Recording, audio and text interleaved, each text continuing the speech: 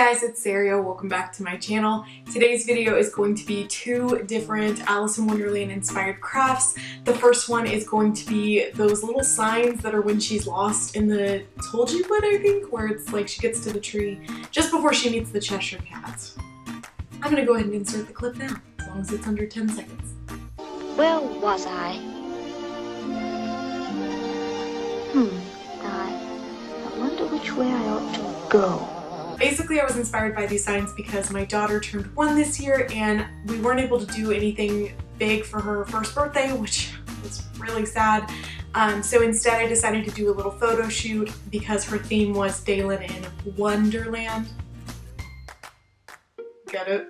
I know I was not the first person to come up with that, by the way, but I did come up with some cute crafts to do for it. So the first one was the signs and the second one was the one that I was really excited about, which is the bread and butterflies. So I'm going to show you guys how I made both of these crafts, and then I'm also going to show you kind of an overview of what the little photo area looked like. If you're interested in more details on this, I did do a story on it on my Instagram and I did save it. So if you go follow me over at DreamItDIY on Instagram, you can see even more of the photo shoot that I did.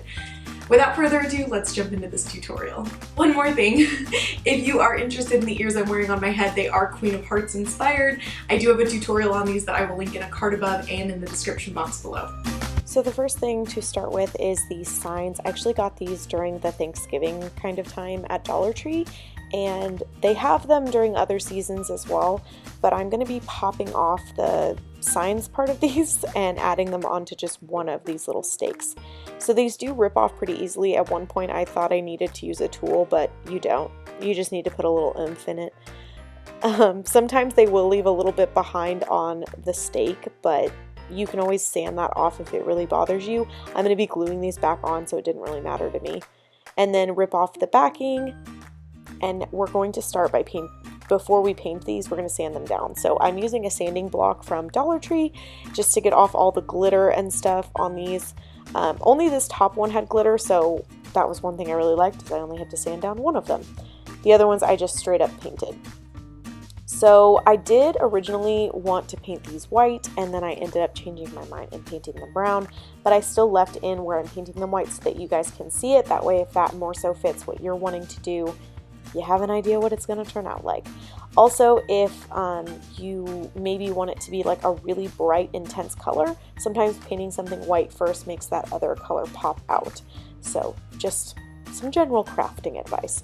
Now, I did try to sand down the back of these to see if maybe I could paint the backs of them, but it does leave a really weird texture on it, so I would just suggest painting the front. It works out a lot better because it's smoother. So again, this is me painting the white. I highly suggest using chalk paint for this. I like the Waverly chalk paint. I also like the Rust-Oleum chalk paint, but it's so much thicker and it makes your life so much easier because you only have to do probably 2 coats of the white. Of a darker color, really only 1 coat. But when you do acrylic paint, it's going to take you like 5 or 6 coats, which in my opinion is not worth it. Especially since a little bottle of acrylic paint is like $1, but a little bottle of chalk paint is $1.50. So anyway, moving on. So I'm just going to show you guys. I did paint the back of this. Not totally sure you can see the texture on it, but I promise you it leaves kind of a gross texture.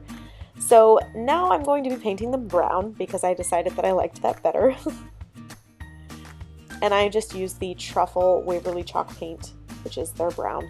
And now I'm going to go in with the words. I did do all of my words by hand. I just used a reference photo. I typed in Alice in Wonderland signs, and tons of photos came up. And the good news is these words are supposed to look kind of messy and imperfect, so it's pretty easy to do. And then I'm just taking a flat brush that I have from Dollar Tree and dipping it into my white Waverly chalk paint and painting on the words.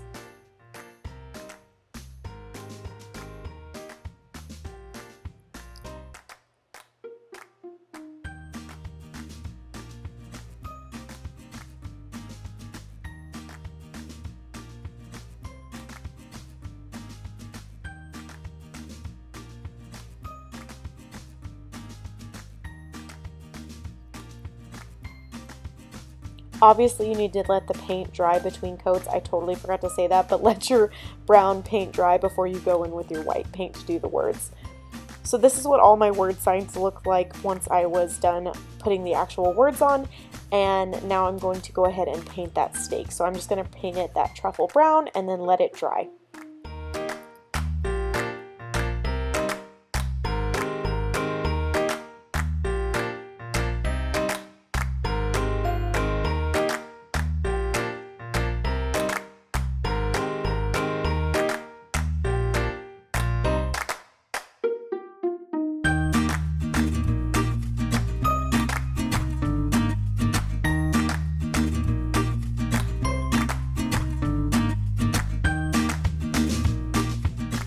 Now next I decided to distress these a little bit to make them look more worn. So I'm going to go in with my Elephant Waverly chalk paint. Now for this you totally can just use acrylic paint, you don't need to use a chalk paint necessarily. And I'm just dipping the very edge of my brush in, and I'm actually going to wipe off the excess on this piece of paper because you want very little paint on there when you do this, and then you're just going to literally just swipe the brush across it. There's no magic to this, it's just to make sure you don't have too much paint on your brush.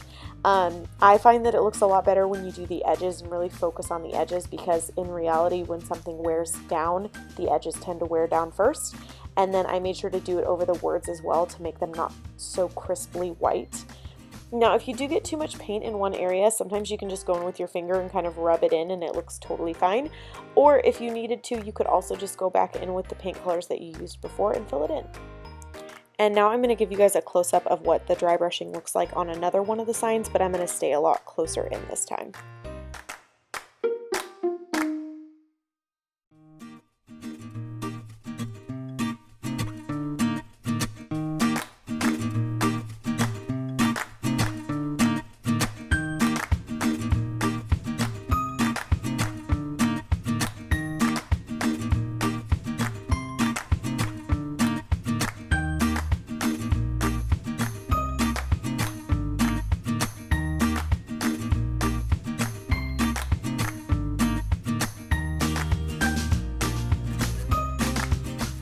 So I did want to show you guys, this is the difference between a distressed one and a non-distressed one, and I think it looks a lot better when you take the time just to do this kind of dry brushing method, because it just looks, I don't know, more finished and more like Alice in Wonderland, like it's been sitting in the forest.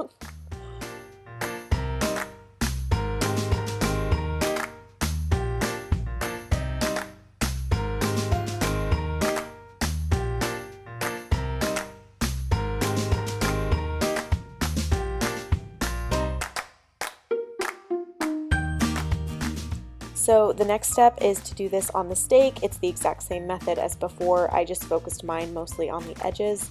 And then once everything is dry, we're going to go ahead and start attaching the signs to the stake.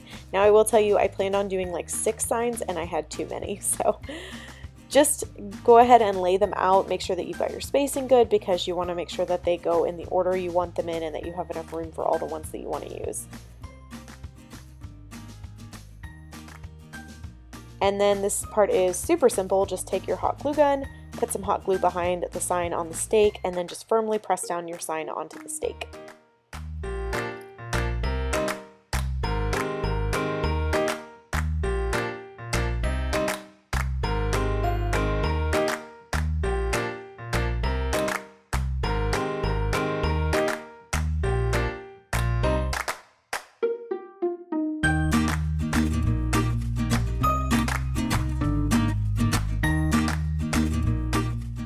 Now for my stake, it is going inside, so I'm going to make a little base for it, and I found what was left of a styrofoam block that my best friend Erica sent to me.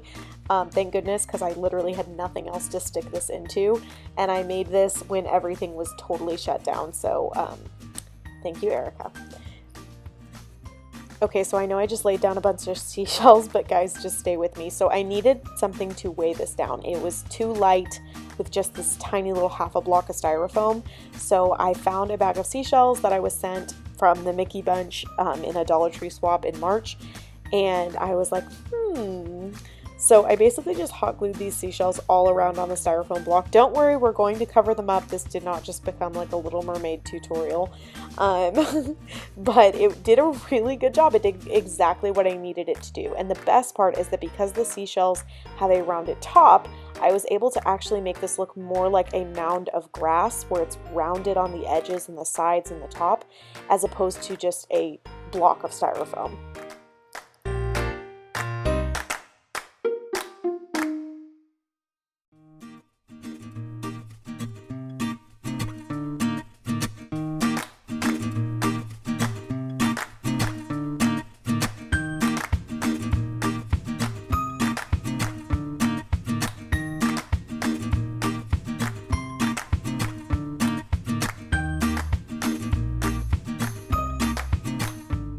So once you've created the shape that you like with the seashells, next we're going to go in with some moss. My moss is from Dollar Tree. I'm going to show it to you guys in a second. And we're just going to start adding on the moss with hot glue. Just so you guys know, this moss is super messy, so I laid like a little box underneath mine. Oh, and also decided to hot glue the stake into the styrofoam at this point because I knew that I had it how I liked it. But with the moss, it can get kind of messy, so if you're doing it on carpet, I would really suggest putting something underneath because it is a pain in the butt to clean up. Or maybe just work outside or on a table that's easy to clean up.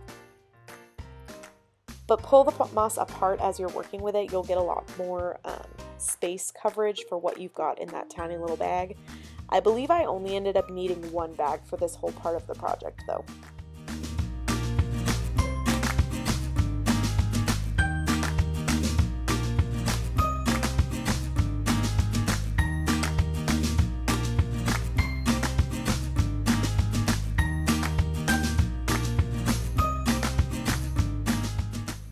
And that pretty much does it for this part of the tutorial. The signs are all done, and I'm going to show you guys what they looked like in the photo shoot.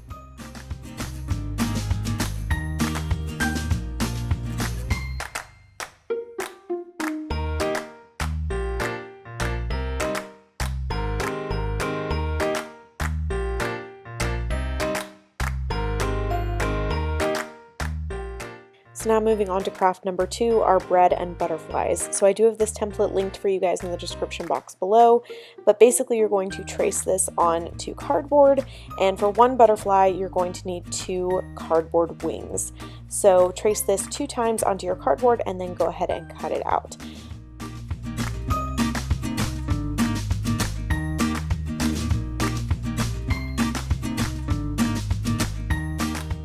So once you have those cut out, they will look kind of like this, and then what you're going to do is use a box cutter to, I don't want to say cut through because you're not cutting all the way through, you're just kind of cutting the outer layer of the cardboard so that it nicely bends when you put them together. And then when you put them together, you're going to kind of match up the bottoms like this to create that butterfly shape. Now, fair warning guys, I was making these at like midnight, so some of the clips I cut out just because, but I did go ahead and paint these with my Ivory Waverly chalk paint. Again, I support chalk paint because it's one coat on cardboard, which saved me a lot of time. Now you will see some kind of like thin marks, but that's, you can add another coat if you want to. It's just I knew the butter part of this was going to cover it up. So for the butter, I'm using these 2 yellow acrylic paints. The darker one is called King's Gold and the lighter one is called Pale Daffodil, and I mixed them together to create a little bit of a lighter yellow. The King's Gold was just a little bit too dark and the Pale Daffodil was a little bit too light, but that's what I had, so I mixed them. Now for this part, this was my favorite part. It is just so satisfying to paint this because there's no right or wrong. I did use a reference photo. I'll actually insert it right here just so you guys can see. But just kind of paint it and make it look kind of goopy, I guess. What really brings this out is we're going to take that Pale Daffodil color and add some highlighting marks in a moment, which is so easy. Don't get scared, especially if you're like not a painter. Neither am I. It's totally fine. But just paint the butter on in its general shape and fill it in with that kind of half and half color that you've created, or, you know, buy a shade in the right color. Just make sure you pick up the Pale Daffodil because we are going to use that for something else in just a minute.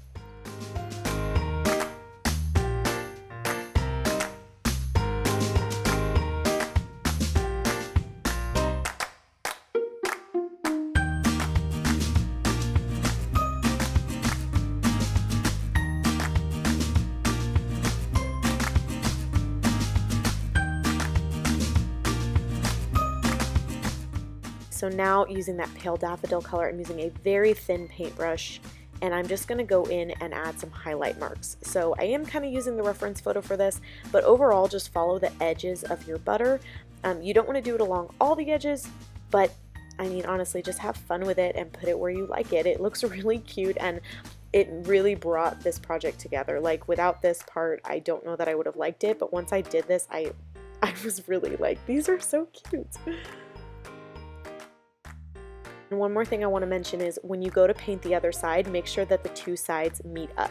So I did paint different patterns of the butter, and like if I use these two, the butter doesn't match, which bothers me personally.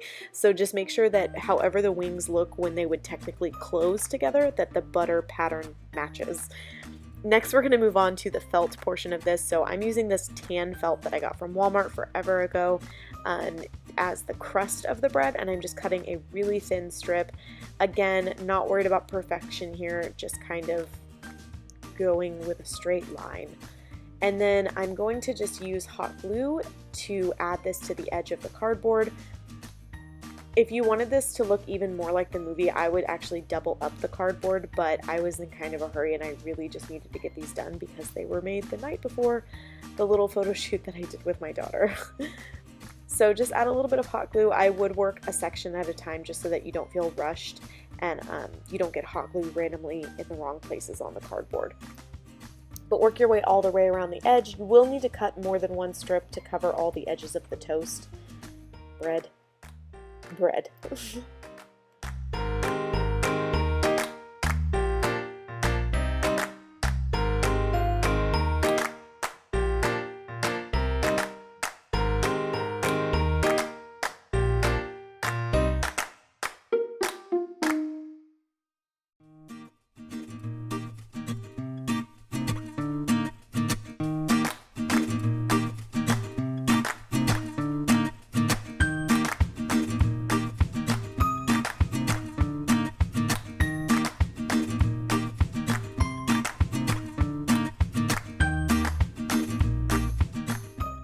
So now I'm going to show you guys, these are the two pieces that are going to be going together, and if you can see the butter patterns meet up, that's what I was talking about earlier if I wasn't making sense.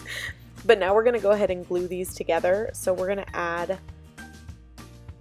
the felt butterfly in between, and that's going to be kind of the middle attachment. So I'm cutting a piece that is about 1.5 inches wide, and then I'm going to fold it over on a seam. So I'm just going to add some hot glue to the middle and then fold it over and tap it down into the hot glue. This is going to make like the little body of the butterfly. And then I'm going to take that piece that I just glued in half and I'm going to attach this in between the two slices of bread. So I'm going to add a little bit of hot glue, press it down into that hot glue, and then I'm going to add some more hot glue on top of the felt and press down the other bread slice.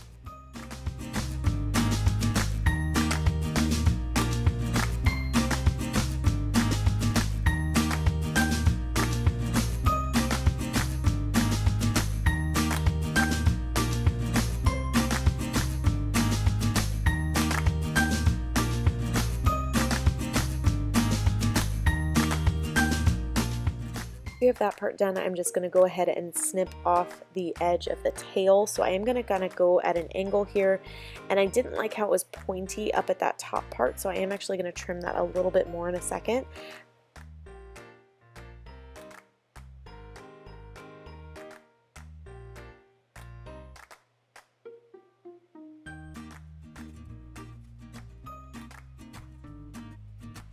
And now I'm going to close this up with my hot glue gun, just adding a little bit of hot glue and then pinching it closed. And on the edge of the tail, I did push it to make it kind of curve up a little bit. It just looked a little bit more like the photo to me.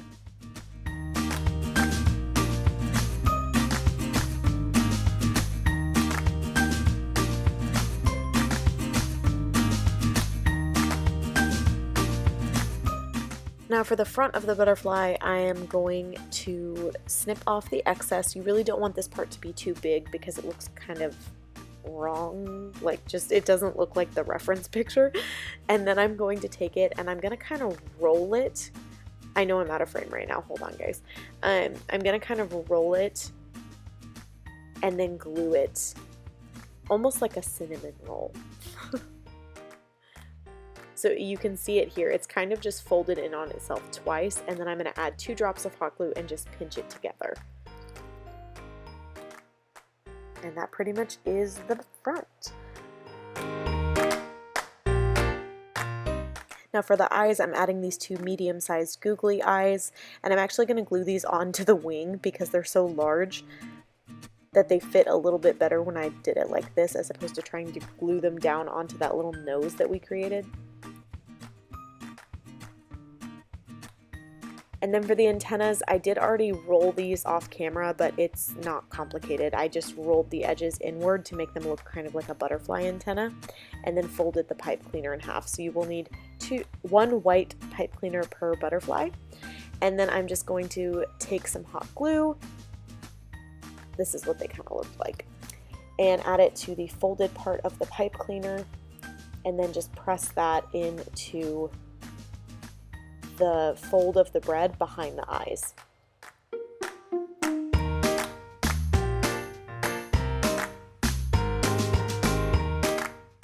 So at this point I didn't really love the bottom of the bread on these, so I decided to add a little bit thicker of a piece of crust onto that part. So I'm just going to cut a slightly wider piece of that tan felt,